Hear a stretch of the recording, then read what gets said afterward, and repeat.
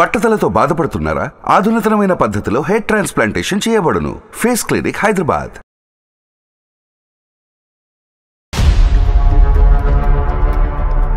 మీరు నమ్మరు మేడం, నేను ఆ వీక్ లో ఒక 3 days అయితే అన్నం తినలేదు మేడం.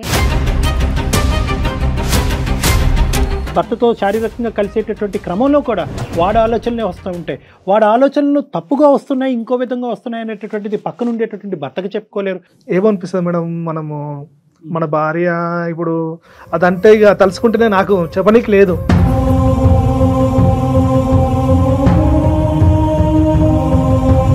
పక్కన మన వాళ్ళు వేరేటోళ్ళు ఎవరైనా తట్టుకోగలుగుతాం. తను నాకు చెప్పుకుంటే నిజంగా అప్పుడు బాగా ఎక్కువ కోపం వచ్చేసి నేను వదిలేసుకోవడానికి ఇట్లా కావచ్చు, నాకు తెలియదు. ఇక వాడు ఏంటంటే ఇద్దరిని పావుల కింద వాడుకున్నాడు. అంటే తనకి ఏ మాత్రం భయం లేకుండా మాట్లాడాడు ఆ రోజు మీతో కూడాను. అసలు ఎవడ్రా నువ్వు, ఏ సంబంధం ఉందో లేదో తర్వాత తేల్చుకుందాము, నువ్వు ఎక్కడున్నావు చెప్పు ఫస్ట్. అసలు నువ్వు ఎవడు, అసలు ఏం చేసావు ఈ అమ్మాయితో చిన్నప్పుడు? ఊసలు లెక్క పెట్టలేదు నువ్వు, ఇప్పుడుకొచ్చి మక్కులు ఎరదంటారు.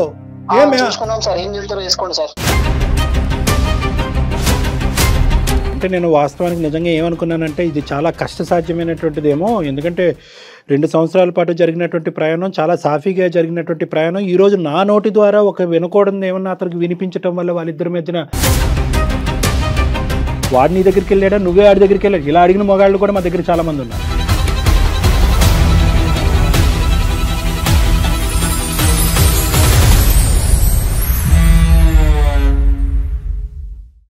నిమిషాలలో నొప్పి లేకుండా వేడికోస్ వెయిన్ చికిత్స.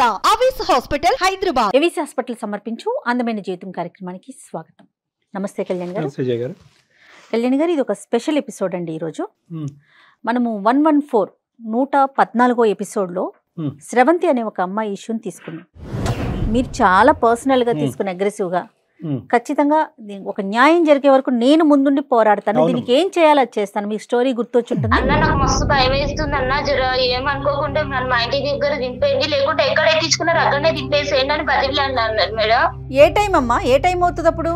నైట్ 8, 9 అవుతుంది మేడం. అయిపోయిన తర్వాత సైలెంట్ గా నేను చెప్పినట్టు చేసినావా బతికి ఇంటికి వెళ్తావు, లేకుంటే మాత్రం నీ పని మామూలుగా ఉండదు చూడ అని తీసుకెళ్లి నన్ను లాక్కెళ్ళి ఇలా అంటే అలా నన్ను పాడు చేసేసారు మేడం.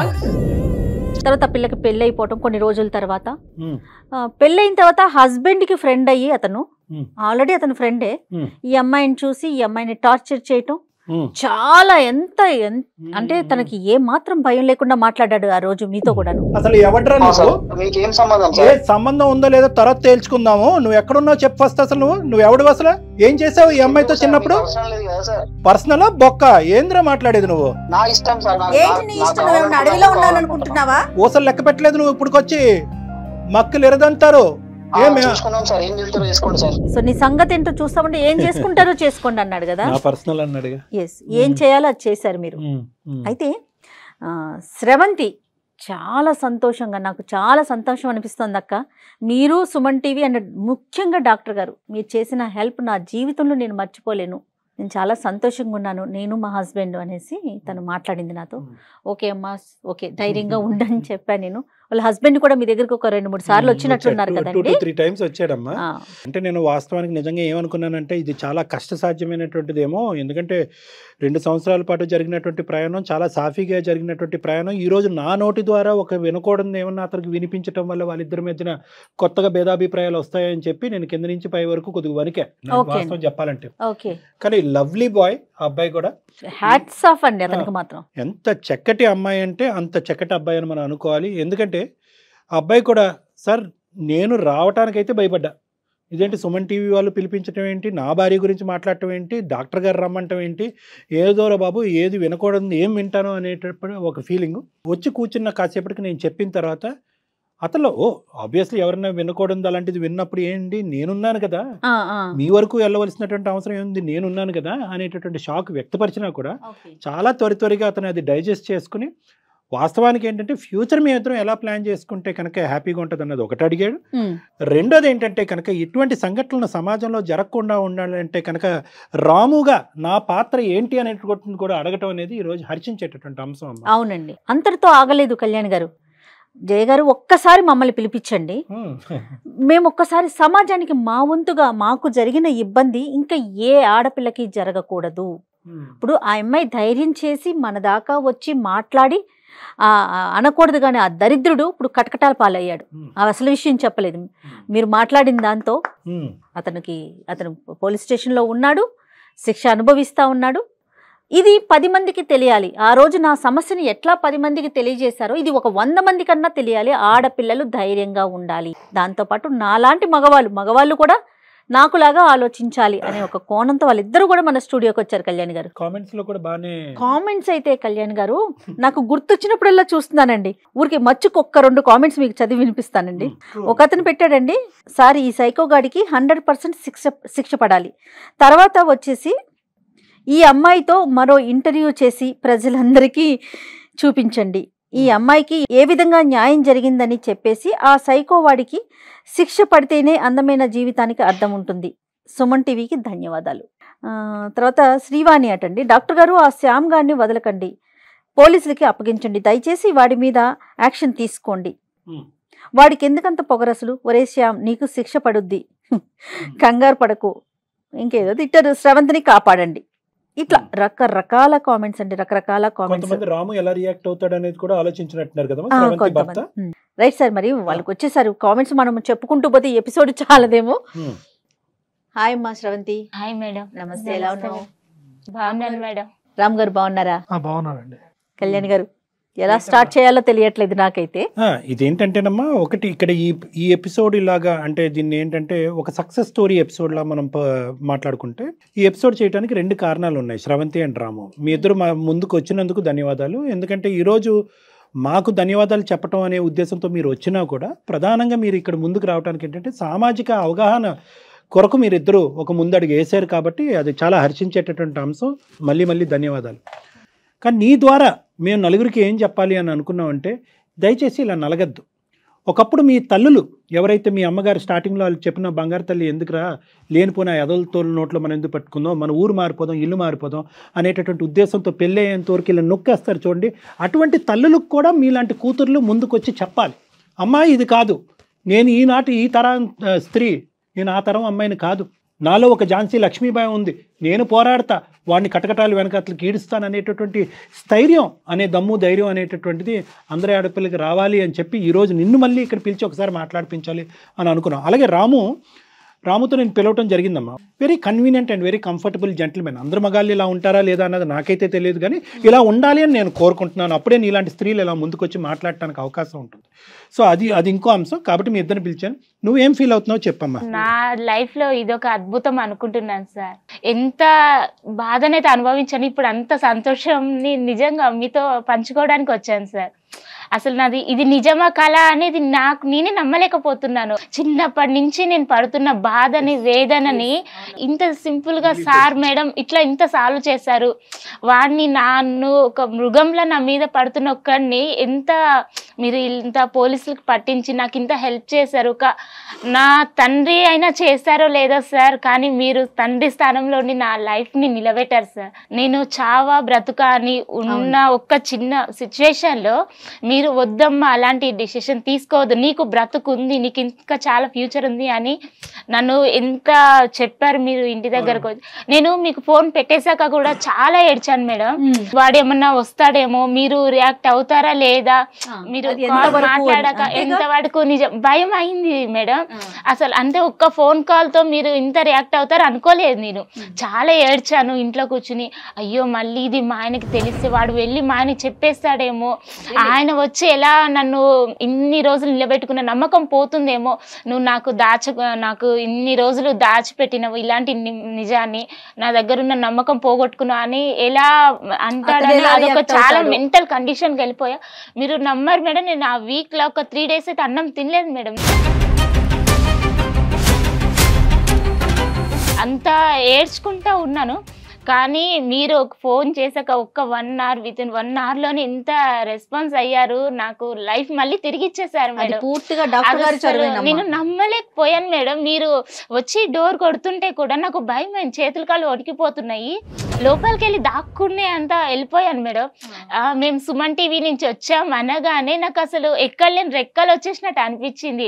మేమే అనుకున్నావమ్మా, లేదంటే శ్యామ్ గారు సుమన్ టీవీ అని చెప్పుకుని వచ్చాడు అనుకున్నావా? ఆ భయం వేసిందా? అంటే భయం వేసింది సార్. ఫస్ట్ డోర్ కొట్టగానే అసలు చేతులు కాళ్ళు వణికిపోయాయి. వాడు శ్యామ్ వచ్చాడా లేకుంటే వాడు మా ఆయనకి చెప్తే ఆయన గబన కోపంతో వచ్చాడా లేకుంటే ఇంకెవరైనా, అట్లా ఒక భయం అనేది మొత్తం చేతులు కాళ్ళు వణికిపోతున్నాయి. అసలు నాకు మొత్తం చెమటలు పట్టేసి ఏం చేయాలో అసలు ఏం అర్థం కాలేదు మేడం. ఈ టెన్షన్ నుంచి బయట పడిపోతానా, నా లైఫ్ ఇంకా నాకు ఉంటుందా, ఇక ఈ బాధలన్నీ ఉండవా అన్నట్టు ఒక మనసులోనే మీ ముందు అందరి ముందు కూర్చొని మాట్లాడుకుంటూనే. ఇప్పుడు దాదాపు 100కి పైన ఎపిసోడ్లు చేశాము. ప్రతి చోట కూడా డాక్టర్ గారు చెప్తారు, ఆడపిల్లలు ముందుకు రావాలి, భర్తలు చేసే తప్పులు కానీ వాళ్ళు పడే ఇబ్బందులు కానీ ముందుకొచ్చి మాట్లాడండి అమ్మా, మీరు ఫస్టే మాట్లాడితే సమస్య ఇంత దాకా రాదని.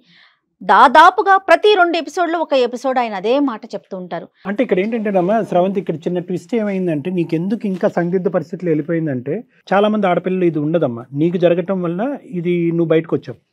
నీది ఫేజ్ 2 సెకండ్ ఎపిసోడ్ ఇది నీకు మొదలైంది. అప్పుడు అలా చేసిన వాడు మళ్ళీ మీ భర్త యొక్క ఫ్రెండ్ రూపాన్న మీ ఇంట్లోకి రావటం అనేటటువంటిది నరకం. అది నువ్వు చూసి చాలామంది ఆడపిల్లలు ఏంటంటే ఇటువంటి సంఘటనలు జరుగుతాయి, సరే ఏదో అయిపోయింది అనేటటువంటి దాంతో క్లోజ్ చేసి పెళ్లి చేసేసుకుని జీవితంలో ముందుకు వెళ్ళిపోతారు. ముందుకెళ్ళినా కళ్యాణ్ గారు అప్పుడప్పుడు గుర్తొస్తుంది కదండి PTSD వస్తుంది. అంటే PTSD అంటే ఏంటంటే పోస్ట్ ట్రామాటిక్ స్ట్రెస్ డిసార్డర్ అని వస్తూ ఉంటాయి అనమాట.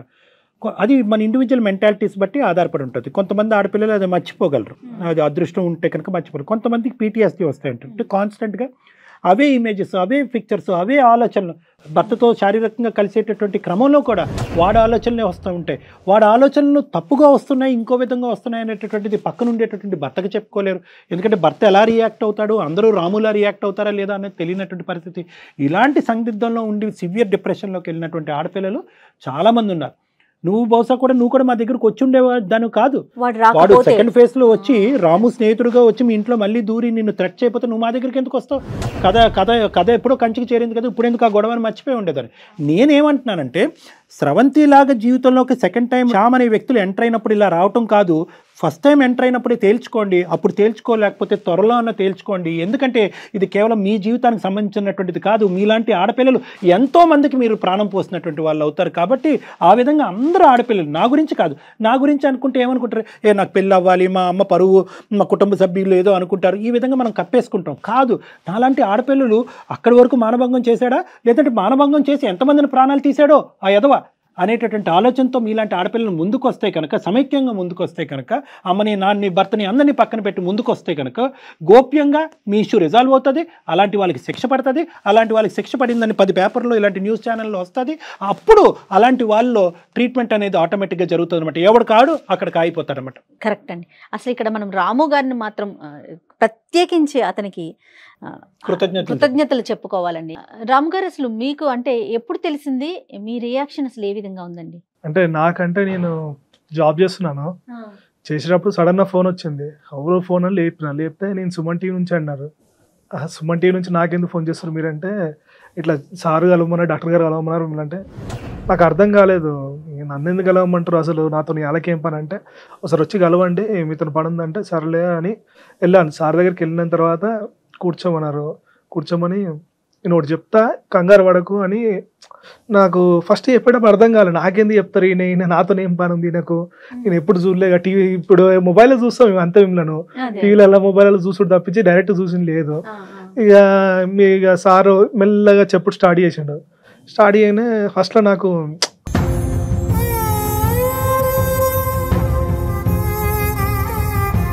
ఏమనిపిస్తుంది మేడం, మనము మన భార్య ఇప్పుడు అదంటే ఇక తలుచుకుంటేనే నాకు చెప్పనీకి లేదు.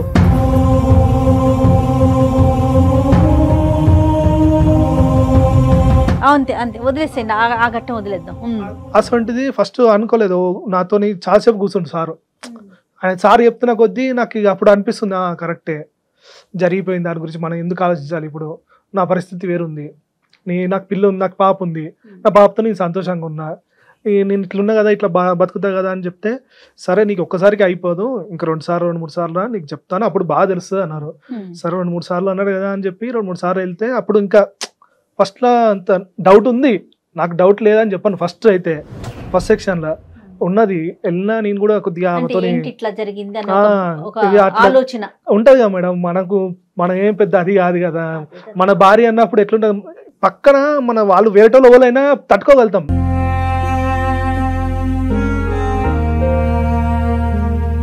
సొంత భార్య అనేసరికి తట్టుకోలేం. కరెక్ట్. దాని గురించి నేను ఆలోచించకుండా తనతో కూడా మాట్లాడలే.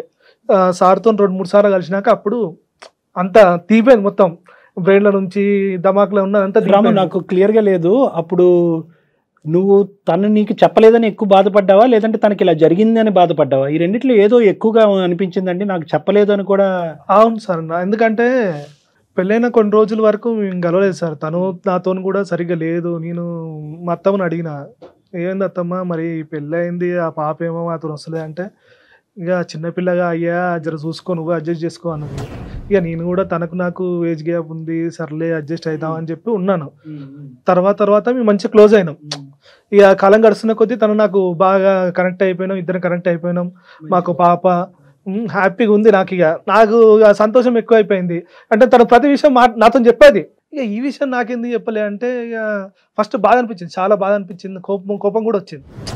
చెప్పాలి కదా, అంటే మీరు ఎవరో సార్, మీరు మీరు ఎవరికో చెప్పింది నాకెందుకు చెప్పలే అనిపించింది. మీరు మాట్లాడుతూ అప్పుడు అర్థమైంది, కరెక్టేలే. తను నాకు చెప్పుంటే నిజంగా అప్పుడు బాగా ఎక్కువ కోపం వచ్చేసి నేను వదిలేసుకోవడానికి ఇట్లా కావచ్చు, నాకు తెలియదు. ఇక ఎందుకంటే తను చెప్పడం వల్ల మనకు ఒకటేసారి ఏమైపోతుంది అంటే, ఇక వేరే ఆలోచనలు వస్తాయి కదా సార్, సడన్ ఉన్నది. ఇక మీరు చెప్తున్న కొద్దీ, మీరు చెప్పే విధానము, మీరు నాకు విడవరిచిన విధానం అన్ని చూస్తుండే నాకు అప్పుడు కన్విన్స్ అయిపోయినా నేను. అంటే రాము, ఏమైందంటే తను చెప్పకపోవటానికి కారణం అది ఇంతకుముందు మనం సెషన్స్లో కూడా డిస్కస్ చేసుకున్నాం. తనకి చెప్పకపోవటానికి ప్రధానమైనటువంటి 2 కారణాలు ఉన్నాయి. ఒకటి ఏంటంటే కనుక తల్లి ప్రధానమైనటువంటి వ్యక్తి, ఎవరైతే చిన్నప్పుడు తను చెప్పాలి అనుకున్న ఒక కాన్ఫిడెన్స్తో ముందుకెళ్ళేటటువంటి ఒక వ్యక్తి, ఒక ఆడపిల్లకి తన జీవితంలో ఉందంటే తల్లి. ఆ తల్లికి చెప్పినప్పుడు తల్లి ఏం చేసింది, వద్దులే అమ్మ, తీయమ్మ, పక్కన పెట్టమ్మా, మనం చెప్పుకున్న కారణాలకు పక్కన పెట్టింది. ఈరోజు 2 సంవత్సరాల పాటు ప్రయాణం చేసినటువంటి భర్త ఏ స్థాయిలో అర్థం చేసుకుంటాడు? ప్రధానంగా ఒక ఆడపిల్లకు ఉండేటటువంటి భయం అదే. అమ్మో అర్థం చేసుకుంటాడేమో, వాడు నీ దగ్గరికి వెళ్ళాడా, నువ్వే ఆడి దగ్గరికి వెళ్ళాడు. ఇలా అడిగిన మగాళ్ళు కూడా మా దగ్గర చాలామంది ఉన్నారు. అందరూ అన్నట్లే, మేము చేసినటువంటి ఇన్ని శతకోటి ఇందులో చాలామంది మగాళ్ళు అంటే, ఏమే నాకెందుకు చెప్పలే అంటే ఇప్పటికీ కూడా నడుస్తుందా కదా, ఇలా మాట్లాడినటువంటి మళ్ళీ. ఇప్పుడు అలా జరుగుతుంటే కనుక ఈ అమ్మాయి ఇంకా బ్రతుకున్న వేస్ట్ అనే పరిస్థితి పుణ్యమే గారం జల్లినట్టు అనిపిస్తుంది. ఇది ప్రధానమైనటువంటి అర్థం. రెండోది ఏంటంటే అభద్రత. ఇంత చక్కగా సాఫీగా నడిచేటటువంటి ఈ జీవితాన్ని ఈరోజు అనవసరంగా ఈ పొల్ల పెట్టుకున్న జీవితంతో చెడగొట్టుకుంటామో, వాడితోనే లెక్క తేల్చుకుందాం అని చెప్పి వాడితో సంభాషణ మొదలుపెట్టింది. ఇది ఆల్రెడీ మనం మాట్లాడుకున్నాం, ఊరికే మన ప్రేక్షకుల గురించి మన సంభాషణలో ఏమేమి మాట్లాడుకున్నాం అని చెప్తాను. వాడితో మాట్లాడింది. వాడు ఏంటంటే ఈ అమ్మాయి అడుక్కోవటం మొదలుపెట్టింది. అరే నేను లోపలేస్తాను రా, మక్కలు ఎరగదంతాను, కాళ్ళు చేతులు ఎరగొడతాను, నా భర్తకు చెప్పి నీ మెడకు వస్తా అని అన్నంటే అతను బెదిరించడం కూడా అదే కదా కళ్యాణ్ గారు. డాక్టర్ గారు ఇప్పుడు అతను ఏం చెప్తున్నాడు, మాట్లాడితే నువ్వు ఏం చేస్తావు, మళ్ళీ నా దగ్గరకు వస్తావా, నీ భర్తకు చెప్పమంటావా? తన మాటలు కూడా పదే ఇవే ఉన్నాయి రాము. దాంతో ఆ అమ్మాయి పాపం భయపడిపోయింది. మీకు చెప్తే ఏమవుతుందో, చెప్పకపోతే ఏమవుతుందో ఆ సందిగ్ధంలోకి వెళ్ళిపోయింది కదా కళ్యాణ్ గారు. వాస్తవానికి ఏంటంటే ఆ అమ్మాయి అసలైన నరకం ఎప్పుడు చూసిందో తెలుసా రాము? మేము ఫోన్ కాల్ పెట్టేసి కట్ చేసినప్పుడు ఆ అమ్మాయికి ఒక 2 to 3 అవర్స్ మధ్యలో గ్యాప్ వచ్చింది, 1.5 hour గ్యాప్ ఎంతో అనుకుంటా. ఆ టైంలో ఎవడొచ్చి ముందు తలుపు కొడతాడు? పోలీసులు కొడతారా, శ్యామ్ గారు కొడతాడా, మీరు కొడతారా, సుమన్ టీవీ వాళ్ళు కొడతారా? ఈ సందిగ్ధ పరిస్థితి ఒక నరకయాతను అనుభవించుంటుంది ఆ అమ్మాయి ఇటువంటి పరిస్థితులు. కాబట్టి నేను మొన్న చెప్పిన వాటి మళ్ళీ నేను ఈరోజు తిరిగి చెప్తున్నాను మీకు, మీ వరకు చెప్పకపోవటానికి కూడా ఈ ప్రేమని, ఈ పెళ్ళిని కాపాడాలనేటటువంటి ఉద్దేశమే కానీ మీ దగ్గర సీక్రెట్ పెట్టాలని కాదు. ఇక్కడ కూర్చున్న స్థానంలో ఏమన్నా ఆడపిల్లలు కదలండి, ముందుకెళ్ళండి, చెప్పండి అని అంటాం. కానీ ఆడపిల్లల యొక్క సైకాలజీ ఎలా ఉంటుందంటే పరిణామాల గురించి ఎక్కువ ఆలోచిస్తారు, అభద్రత ఎక్కువ ఉంటుంది, ప్రతిదీ కాపాడాలని అనుకుంటారు. బంధాన్ని కాపాడాలి, తల్లిని కాపాడాలి, కుటుంబాన్ని కాపాడాలి, పరువుని కాపాడాలి. ఇవన్నీ కాపాడాలనేటటువంటి ప్రయత్నంలో ఏంటంటే వాళ్ళు దహించిపోవటానికైనా రెడీగా ఉంటారు, కానీ గొంతిప్పికి మాట్లాడరు. అలా గొంతిప్పి మాట్లాడకపోవటం లాంటిది శ్యామ్ లాంటి వాడికి బలమైనటువంటి ఇదై ఉంటుంది. తర్వాత ఎవరో 3-4 వచ్చారని చెప్పారు. అవునండి తను మనం కేసు ఫైల్ చేసిన తర్వాత ఒక 3-4 ఆడపిల్లలు వచ్చారండి పేరెంట్స్. మన ఎపిసోడ్ చూసాక, మనం ఇట్లా చేస్తున్నామని తెలిసాక నాకు ఫోన్ చేశారు. జయ గారు మా ఇంట్లో కూడా ఇలాంటి ఒక ఇష్యూ ఉంది, మా పాపకు కూడా ఇట్లా జరిగింది, మా వాళ్ళకి కూడా ఇట్లా జరిగింది, మీరు ఇప్పుడు నెక్స్ట్ ఏం చేస్తున్నారు అని. ఇదండి పరిస్థితి, మేము స్టేషన్ దాకా వెళ్ళాం, కేసు ఫైల్ చేసామన్నవి ఇమీడియట్గా వచ్చి వాళ్ళు కూడా చెప్పారండి. దాంతో చాలా బలంగా ఉండటం, కేసు పెట్టడం అంతా జరిగిపోయింది. Very good. అసలు ముందు అంటే ఈ ఎపిసోడ్ చూసే వాళ్ళకు కూడా ఇప్పుడు చూడండి, తను వచ్చింది చెప్పింది, తన పేరు కానీ తన పేరును మార్చాం, తనెవరో ఎవరికి తెలియదు. ముఖ్యంగా భయపడేది ఇదే కదా కళ్యాణ్ గారు. అంతే. ఎప్పుడు అంటే మనల్ని రివీల్ చేస్తారేమో, సమాజానికి మనం తెలిసిపోతామేమో, మిగతా సమాజంలో కానీ బంధువుల్లో ముఖ్యంగా ఆలోచించేది ఇదేనండి. చుట్టాల్లో, బంధువుల్లో, సమాజంలో నేనేమైపోతానని. సో తను ఎక్కడా రివీల్ కాలేదు. సమాజానికి జరగాల్సిన మేలు ఆటోమేటిక్గా జరిగిపోయింది. ముందుకు రావటం అనేది చాలా ఇంపార్టెంట్. నా సెషన్స్ అయిన తర్వాత మళ్ళీ మీరు ఇద్దరు ఏమన్నా మాట్లాడుకున్నారా రాము? ఇంటికి వెళ్ళిన తర్వాత అంటే ఏమని అడిగా? ఫస్ట్ క్వశ్చన్ తను ఏమని అడిగా? నేను అంటే ఆ విషయం తీయొద్దని మీరు చెప్పారు. అసలు విషయాలు మళ్ళీ మాట్లాడుకోకండి, చెడు విషయాలు అవి ఎందుకు అంటే ఇక నేను అప్పటి నుంచి ఇక మానేసినాను. అవి మానేయకుండా ఇక మేము మళ్ళీ సినిమా పోడు. కానీ స్రవంతికి తెలుసు కదా మీరు నా దగ్గరికి వచ్చాను. స్రవంతి ఏం అడగలేదా? అంటే ఒక్కసారి సార్ ఫస్ట్ వచ్చి నువ్వు నా దగ్గర ఏమైనా దాచిపెట్టావా అని అడిగారు. అడిగితే నాకు ఏం చెప్పాలి అర్థం కాక నేను ఏడ్చుకుంటూ వెళ్ళిపోయాక మళ్ళా తర్వాత వచ్చాక నువ్వు ఏమన్నా దాచిపెట్టినా ఏదన్నా నీ లైఫ్లో జరిగిన దాన్ని వదిలేసే, నేనున్నా నీకు, వదిలేసి అసలు నీ లైఫ్ లో వెనకాల ఏమున్నదో అదంతా మర్చిపో, ముందు నేనున్నాను నీకు చాలు, ఇంకా ఏమనేది వద్దు. నీ బాధ ఉందా, ఏడుపు ఉందా, అదంతా వదిలేసే, అదంతా నాకు ఇచ్చేసే, నా సంతోషాన్ని అంతా నువ్వు తీసుకో. జరిగింది జరిగిపోయింది. అట్లా జరిగిపోయింది. ఎంత చెప్పారంటే అసలు సార్ ఏం చెప్పారు, ఎట్లా చెప్పి మనసు మార్చారు నాకు అసలు అర్థం కాలేదు మేడం. నేను ఎంత టెన్షన్ పడ్డానంటే ఆయన దగ్గర ఎక్కడ నమ్మకం కోల్పోతానో, నన్ను ఎక్కడ అనుమానిస్తాడో అనుకున్నాను. కానీ అసలు సార్ ఏం చెప్పారో, ఏం మ్యాజిక్ చేశారో నాకు అర్థం కాలేదు మేడం. అసలు నా దగ్గర ఆ టాపిక్ ఇంతవరకు మళ్ళీ రానివ్వలేదు. అంటే అది నాదేం కాదమ్మా స్రవంతి. బేసికలీ ఏంటంటే ఏ మంచితనాన్ని అయితే కనుక శ్యామ్ గారు క్యాష్ చేసుకున్నాడో, మళ్ళీ చెప్తున్నాను, వాడు ఏంటంటే ఇద్దరిని పావుల కింద వాడుకున్నాడు. గొంతిప్పి మాట్లాడలేనటువంటి భార్య, చిన్నప్పటి నుంచి ఉన్నటువంటి స్నేహితుడు స్రవంతి, చిన్నప్పటి నుంచి గొంతిప్పి మాట్లాడలేకపోతుంది. చిన్నప్పటి నుంచి రాము అనేటటువంటి ఒక మంచి బాలుడు, మంచి స్నేహితుడు. సో దీన్ని వాడు క్యాష్ చేసుకున్నాడు. అదే మంచితనం ఈరోజు నాకు ఉపయోగపడింది. అంటే రాముకు 2 ముక్కల మాటలు 2 సెషన్స్లు, నాకు ఇదే 10-15 సెషన్లు పట్టుండేవో ఆ మనిషిలో ఆ ఆలోచన తీసేయటానికి. ఎందుకంటే చాలామంది మగవాళ్ళలో వచ్చేటటువంటిది ఏంటంటే ఒక పక్క నుంచి నా భార్యకి ఇంత అన్యాయం జరిగిందా అనేటటువంటి బాధతో పాటు నా భార్యని నేను కాదా మొదటి వ్యక్తి అనేటటువంటి ఫీలింగ్ కూడా ఒక మేల్ ఈగో అనేటటువంటి ఒక ఓది. కానీ రాము అలా చూడలే. This is past. ఇష్టం లేనటువంటి శరీరాలు కలవటంలో తప్పులేదు, తనకి ఇష్టం లేదు, వాడు బలవంతం చేశాడు అనేటటువంటి కాన్సెప్ట్ ఏదైతే ఆ అబ్బాయిలో ఆల్రెడీ ఉందో, ద సో కాల్డ్ మంచితనం అనేది, అది నాకు ఈజీ అయింది. అంతేగాని ఇక్కడ నా గొప్పతనం ఏం లేదమ్మా. నేను ఆ 2 మాటలు చెప్పాను. ఆ మాట అనొద్దు కళ్యాణ్ గారు. ఎందుకంటే నేను చాలా ఎపిసోడ్స్లో చెప్తూ ఉంటాను శ్రవంతి, మీరు అందమైన జీవితం కనుక చూస్తే, లేకపోతే చూసే ఆడియన్స్కి కూడా తెలుస్తుంది, మీరు ముందు ఒక సెషన్కి వెళ్ళండి, అసలు డాక్టర్ గారితో మీరు ముందు మాట్లాడండి అనే మాట నేను దాదాపుగా ప్రతి ఎపిసోడ్లో చెప్తూనే ఉంటాను. ఎందుకంటే ఆయన ఇక్కడ మాట్లాడేది వేరు, కెమెరాస్ ముందు మాట్లాడేది వేరు. కొంత కటువుగా మాట్లాడొచ్చు, కొంత తిట్టొచ్చు, కొంత బుజ్జగించవచ్చు. కానీ వన్స్ సెషన్కి వెళ్ళినాక మనం ఒక ఆలోచనతో వెళ్తాము, ఆయన దగ్గరికి వెళ్ళి కూర్చొని మాట్లాడాక ఒక అరగంటో గంటో పూర్తిగా మన ఆలోచనలో మార్పు వచ్చేస్తుంది. అదే కళ్యాణ్ గారు నిజం చెప్పాలంటే. అందుకు నేను ఖచ్చితంగా రాము గారిని మీరు మాట్లాడండి అని ప్రతిసారి చెప్తూ ఉంటా. మాట ఎంత పదునైందో తెలుసా? నిజం మేడం, చాలా బలమైంది కూడా. నేను చేసింది ఒక ఫోన్ కాల్ మేడం. నాకు సార్ నా లైఫ్ ని నాకు గిఫ్ట్ ఇచ్చారు. నిజంగా మేడం, సూపర్. అసలు నేను ఇలాంటి ఒక రోజు అసలు ఎప్పుడు ఇమాజిన్ చేసుకోలేదు మేడం. నాకు ఇంత సంతోషంగా కూర్చునే రోజంటూ నాకు ఉంటుందా అని నేను ఎప్పుడు అనుకోలేదు మేడం. సరే నా భర్తతో ఇలా బాగుంది అని పాస్ వదిలేద్దాం అనుకున్నా, కానీ వాడు వచ్చి మళ్ళీ నా లైఫ్లోకి నాకు ఇంకా అంతకంతా నరకం చూపించాడంటే నేను నిజంగా మేడం ఎన్నో రోజులు ఆ నరకంతోనే భరించాను మేడం. కానీ సార్కి చేసిన ఒక్క ఫోన్ కాల్ నా లైఫ్ ని ఇంత మార్చేసిందని నేను అనుకోలేదు. కానీ సార్ నాకు మేము 10th బ్యాచ్ అంతా కలిసినప్పుడు అందరు పొజిషన్ ఎట్లున్నాయని చూస్తే వాడి పొజిషన్ అప్పటి నుంచి అట్నే ఉన్నాడు. 10th తర్వాత ఫెయిల్ అయ్యిండు, అదే ఆట పట్టుకుని నడుపుతుండు, అట్టే జీవనాన్ని జాయిస్తుండు వాడు. అరేరా ఇప్పుడు మేమందరం చూడు నీకు బట్టలు కూడా మంచిగా ఉన్నాయి అన్నది అని బాగాలేదని చెప్పి నేను నన్ను తీసుకుపోతా, నాకు తెలిసిన ఒక కంపెనీ ఉంది, కంపెనీలో పెట్టిస్తా అని చెప్పి నా ఇంటికి తీసుకొచ్చిన తర్వాత చెల్లెమ్మన్నాడు. నాకు అర్థం కాలేదు సార్. ఇంకోటి కూడా వాడు వచ్చిన తర్వాత నాకు లెటర్స్ వచ్చినాయి, నాకు ఇంకా అప్పటికి ఇంకా అర్థం కాలేదు.